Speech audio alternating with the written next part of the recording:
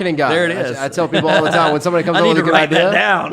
When somebody comes up with a good idea in the office, I said, you should go into marketing. Yeah, you know yeah, that? exactly. That's a great idea, but it's so powerful that people do want to be seen. That's exactly right. They want to be noticed, and the way to do that is to capture what really attaches emotionally.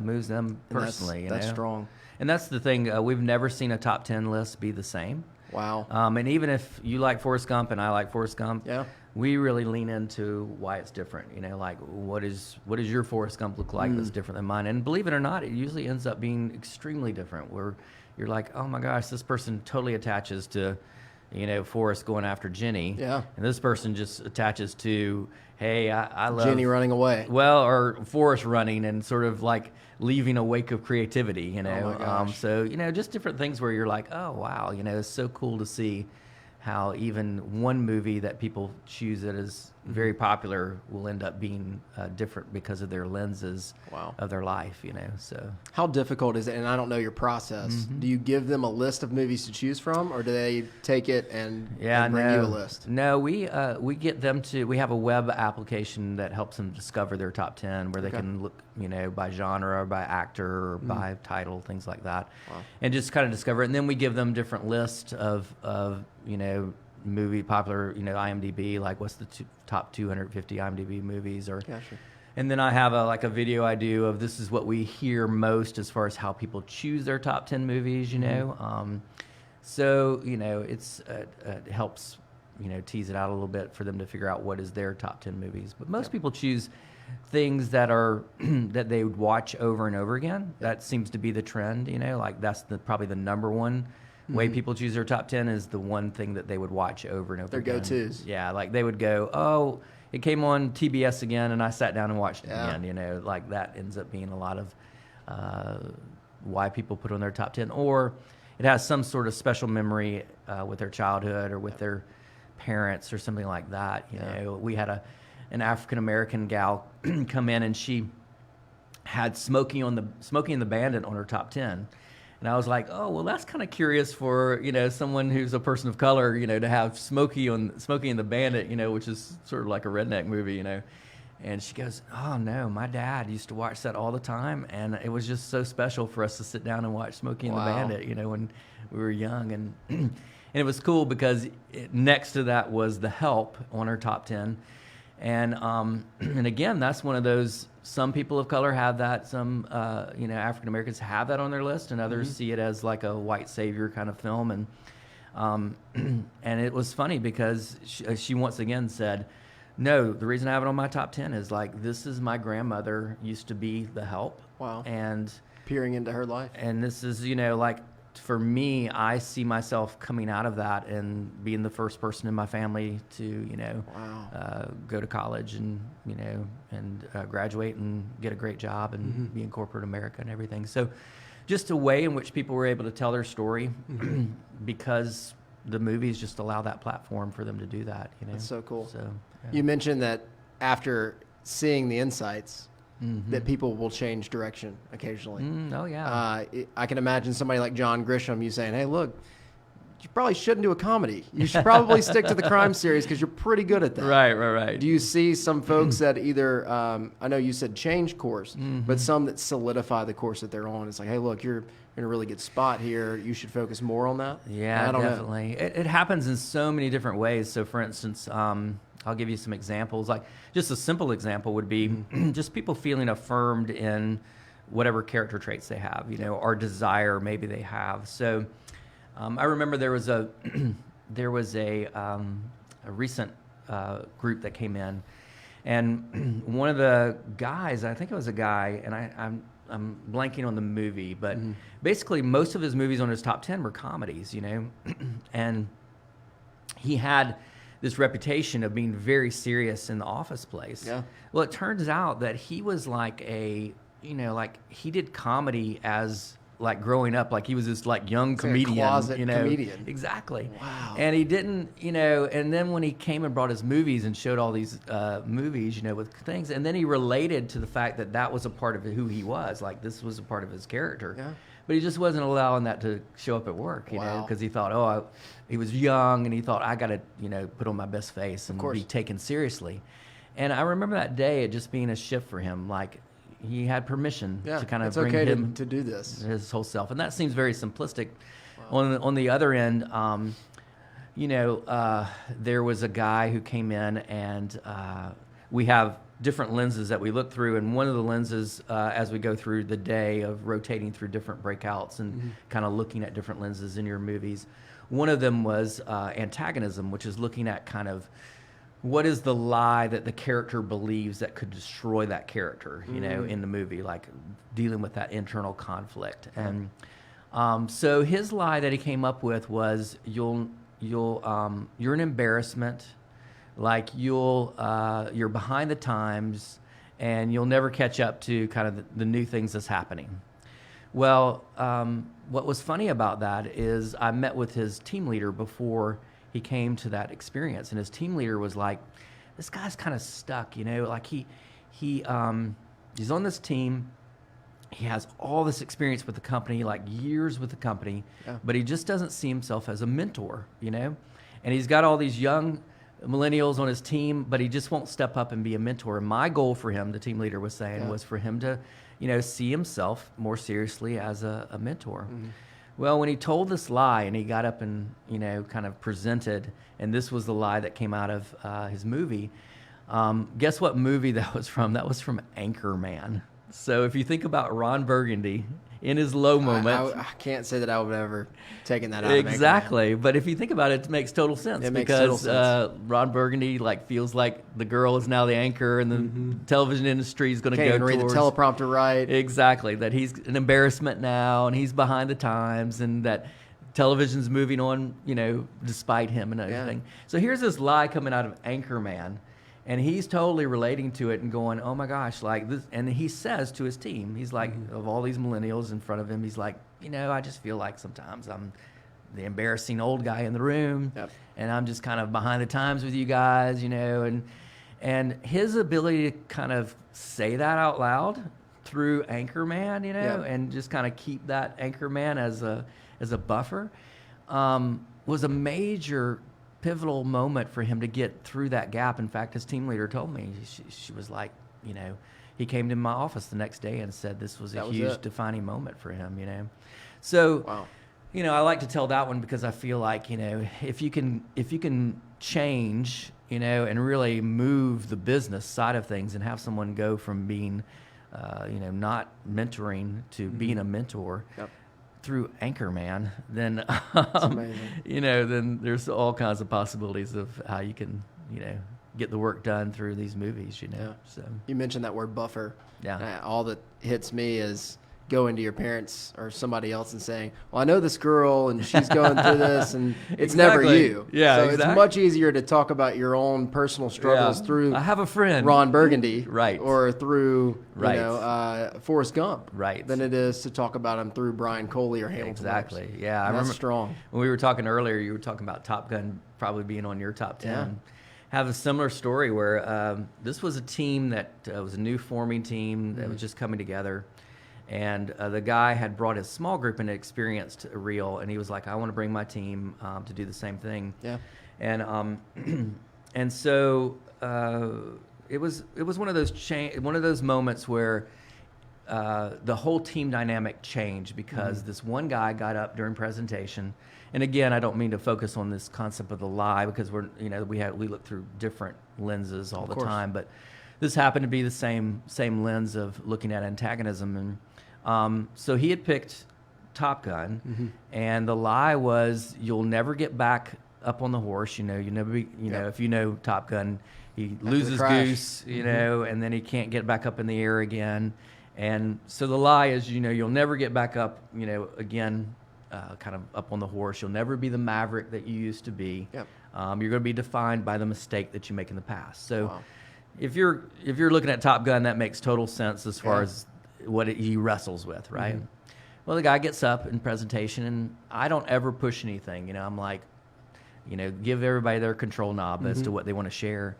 And I said, does this have any, you know, impact on your story? Like, is this connected to your story? And he goes, well, actually.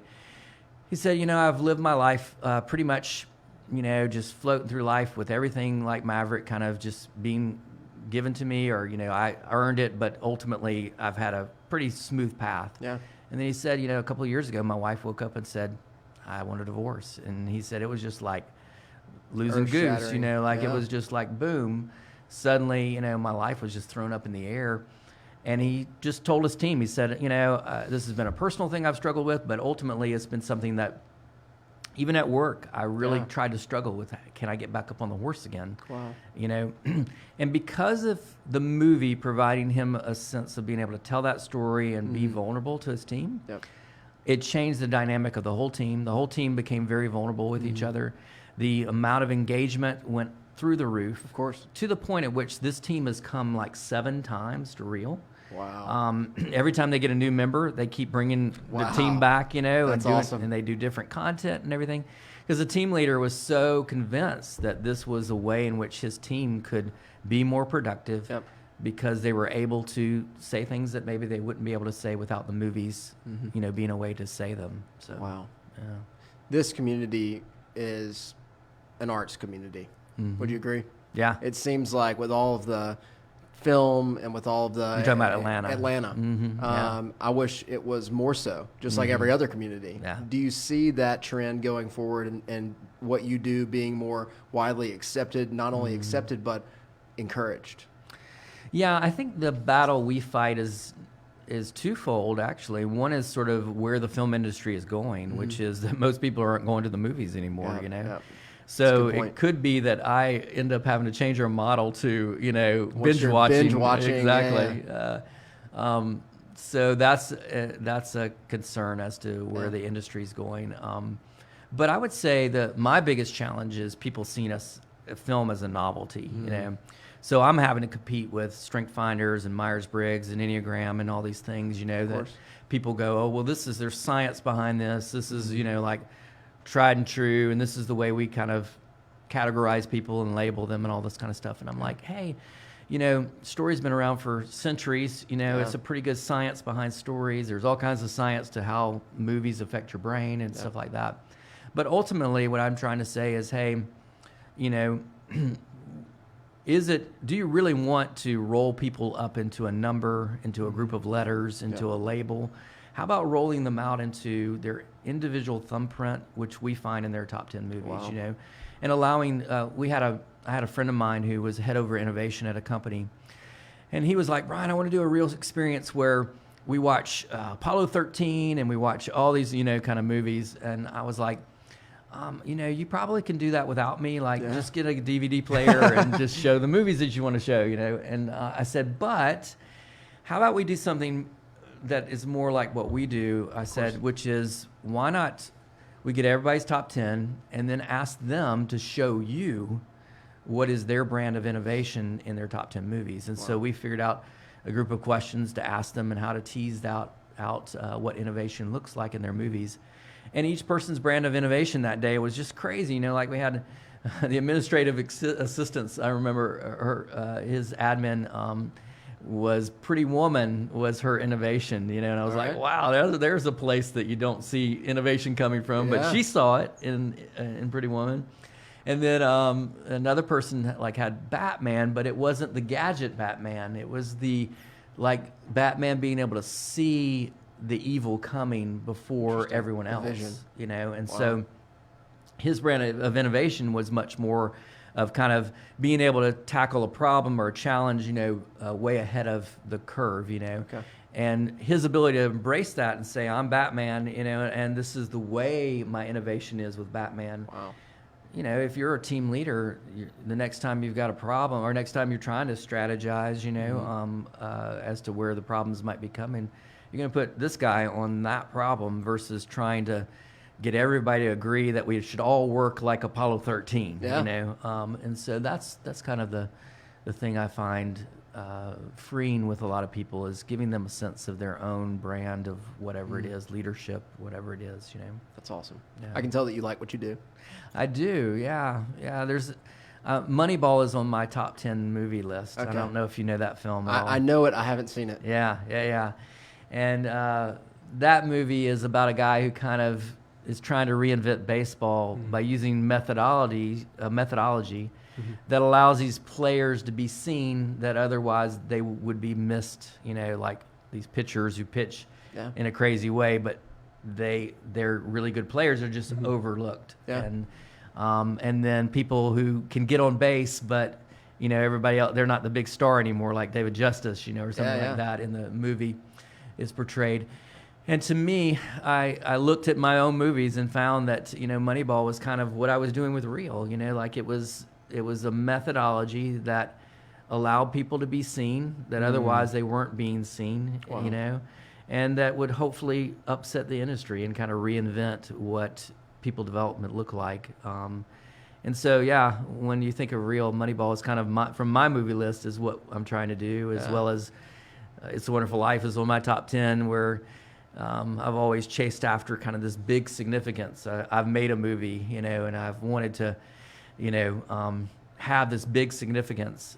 And yet George Bailey finds the big significance in really investing in people, in his community, and creating community, and building community. And so once again, I just looked at my movies, and you were asking earlier about how do you get to a point where it affirms something? Yeah. And whenever you see these movies and it's like, oh, this is totally affirming what I'm doing right now, and you feel good about it and you can embrace your calling, where otherwise you might go, oh man, this is totally a risk, and even saying that's Moneyball, because he risked everything to try this new methodology, and there's days in which one moment in the movie, the scout that he fires comes to him and says, you're going to have to explain to your child why you're working at Dick's Sporting Good whenever this experiment fails. Of course. And I can tell you that every day I wake up and I'm like, okay, when's the day in which I have to apply to Dick's Sporting Good because this experiment's going to fail? You know?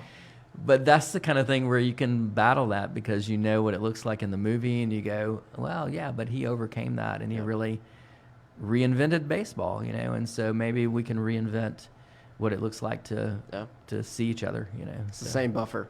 Yeah, same buffer. Exactly. You're buffering yourself from success just as much as you are from failure. Exactly. Watching somebody that either gets bucked off and gets back up, or doesn't get bucked off and learning why.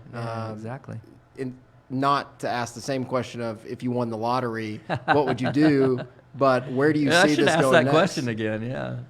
Yeah, I'm a big Disney file. I love the parks. I love the themed attraction world, and I love Disney's journey. At one point in his career, he had done the movie industry. He had, he'd made all the movies that, Snow White and everything that came after that, even Mary Poppins, everything. He was bored with it because the thing that was limiting about film that he found was it was not a big enough a sandbox. That he found, like, he made a movie, it was set in time, it was in concrete, and it was on a shelf, right?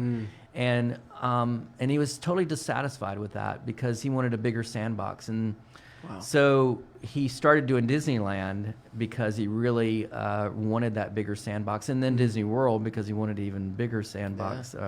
He dreamed of that. And I kind of just relate to that concept. I've done the whole make a film. I've done theater and all that kind of stuff. And there's something about the permanence of that, like it's over. And Disney was after that sandbox that you could just add a new ride and add a new park, And I think he would be astounded to see how Disney World has expanded to all these different parks. And so what I am thinking about right now is how do I make Reel into a bigger sandbox that allows people to find their story through their movies in an attraction-based way. Like anybody could come off the street, really have a fun time discovering their movies. Like, make even an attraction out of finding your movies, and discovering what is your top 10 movies. Because a lot of people get stuck and paralyzed with that. So if I can crack that where, people are having fun choosing their movies, but then have an attraction where they can go through and discover their story in their movies personally, and then have it be very communal.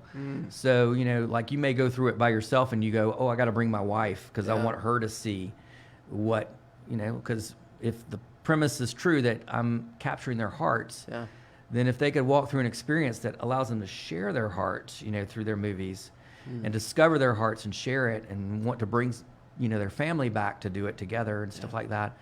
To me, that would just be awesome to create that kind of accessibility and that kind of fun and gamification of it and everything like that. So if I was to dream, it would be that kind of Disney route of how do I create something that allows everybody to do this and do it well, where it still feels very personal and still feels like something they can share with the people around them. Yeah. So, well, now is the best time in the history of the world to be able to do something like that. Yeah. I can imagine something, and I haven't been to the College Football Hall of Fame. Yeah. But that was one of my models was that. Yeah. It seems like that, and from what I understand, you might can pick your team, right? And the whole experience changes based on what, and I don't know if that's what you were going for, but that in my mind seems to be really cool to walk through the halls. You're a very smart guy. You know that? I don't know about that. Very perceptive. Thank you. That's serious. That was just very good to synthesize that, because that actually is one of the places that I went to go. Yeah.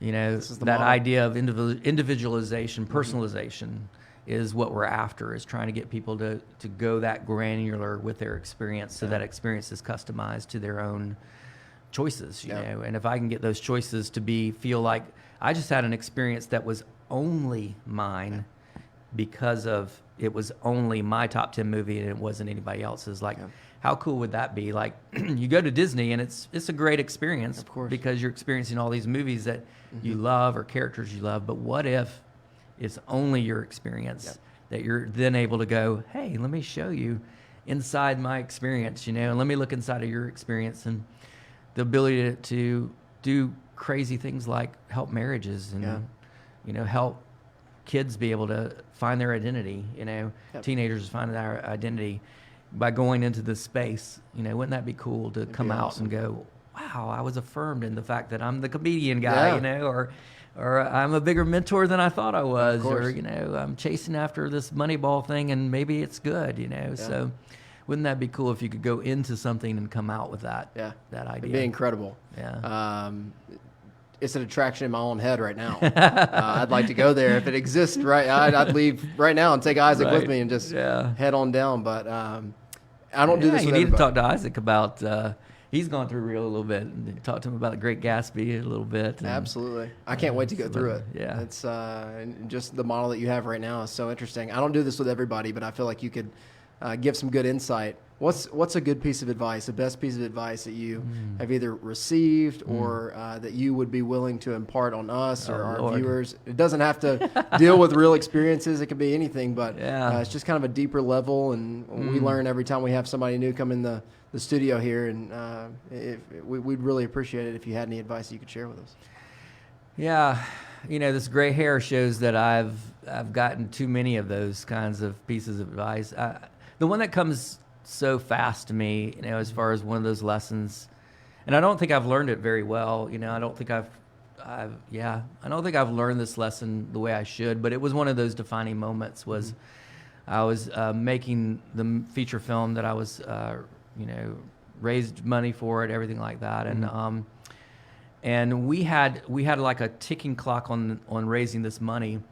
This is going to be a little too long of a story, so let me see if I can shorten it. But not at all.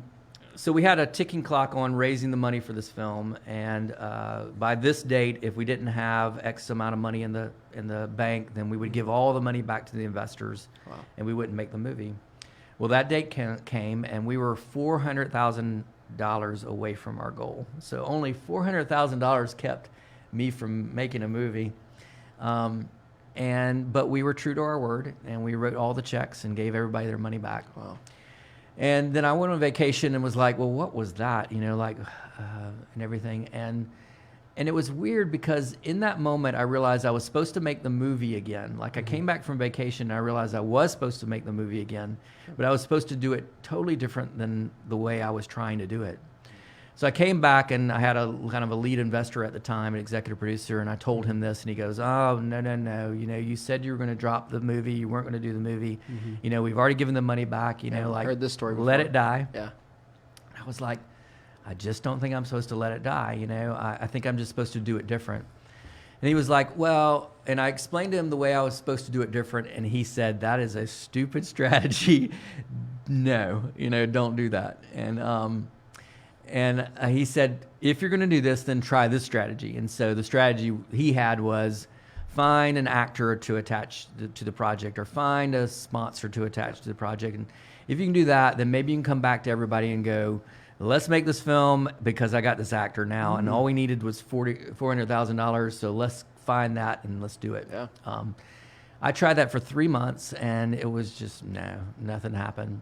So I came back to him again and I said, I think I'm supposed to do it this way. And he goes, well, okay. And so the way in which I felt like I was supposed to do it was I was going to set a date, I think it ended up being like 3 weeks later or a month later. I would go back to the investors and I would say, listen, we're going to make this movie, but we're going to make it for whatever money is in the bank on this day. So we're going to use whatever we have. And that's the movie we're going to make. But we're going to make the movie no matter what. Of course. So within 3 weeks, I had, almost, I'd say about maybe about 60% of the money back in the bank again, with a whole bunch of investors who were just doing it based on faith, That you do that anyway if you invest in movies, but more so like, well, we're just going to do this on faith. I'm doing this on faith. I remember me and my family, had 2 young kids, and my wife grabbed each other, went to the pool. We dove off the side of the pool, all as a family, and said, we're making this movie for whatever is in that bank. What a cool memory. And that was a moment where I realized that so much of my life I spend trying to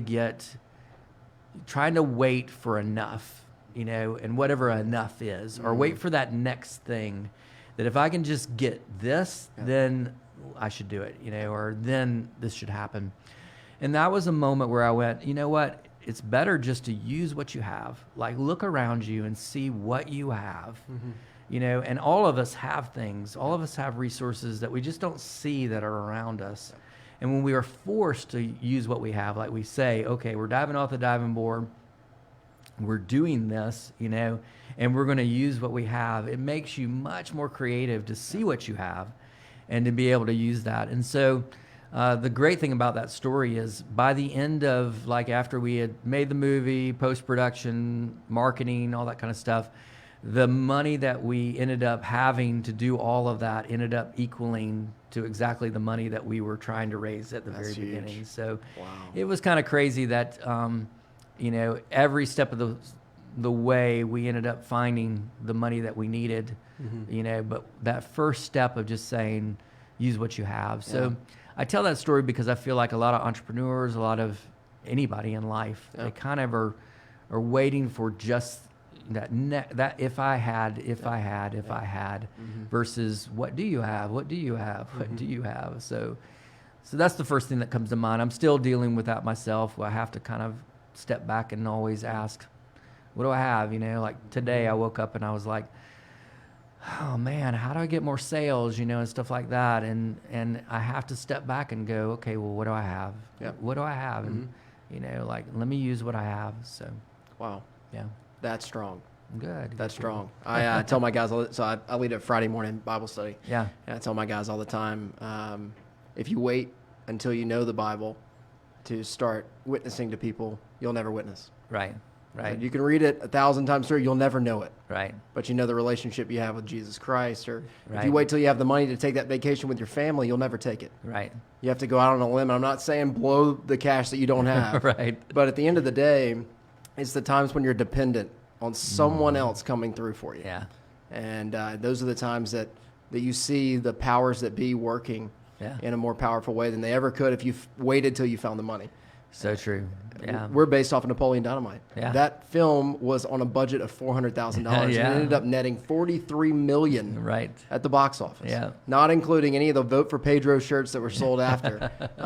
It's incredible. Hopefully they got that merchandising. Who knows? Absolutely. But that's strong. That's one of those lightning in the bottles kind of movies that everybody looks to and goes, "Oh man, I want that." And so it's the ultimate. I hope that happens for Liger too. Yeah, that y'all get that all that movie plays itself out, that it becomes the story for you. We still got to learn to dance. Yeah, that's true. That's true. Isaac can teach me. Pretty positive. He's got the moves, Absolutely. Yeah. Well, as we wrap up, how can people get in touch with you to continue the conversation? Or if somebody's like, I'm sold, I want real experiences for my company or for my small group or what have you, how can they get in touch with you or real experiences to make good on what we've talked about today? Yeah, I would say, just go to our website, realexperiences.com. It's REEL experiences.com. And there's a form that you can, fill out there. But, our email is, I think, REELinfo, REEL info @realexperiences.com, where they can email. But ultimately, just come check us out. We'd love to help any team. Really, I think we've had a lot of really big brands, but we when I look, especially when I come over here to Perimeter area, I see all these names on these buildings, and I'm like, man, we haven't even touched not even half. We haven't touched but a little sliver of Atlanta with all the huge companies here that growing too. Have people. And I always hear the same thing from my friends who are in different corporations. It's the same thing of, hey, I don't feel seen, I don't feel like I have a voice, or I don't feel like, or there's this conflict in the office, and it's all because people aren't able to see each other, and to be able to take away some of that pain of people, realistically, we're talking about people's lives, how much time do we spend at work, I for a long time felt like that I was going into the corporate world as a like money grab, where, we had done it in the nonprofit world, real. And I was like, oh man, I'm going to go in the corporate world because it's the only safe bet that I can make money off of real. And then one day I woke up and I was like, no, don't despise any door that people are coming through, and that really understand that people spend so much of their lives in their work, and they're so frustrated and they're so lonely, or they're so not seen, or they don't have people who are developing them or developing their story or hearing their story, And so I really embraced the mission field of corporate America as a means of helping people, just find their story and be able to, collaborate better, be able to find their work environment be a better, more engaging work environment because of movies, Wow. So.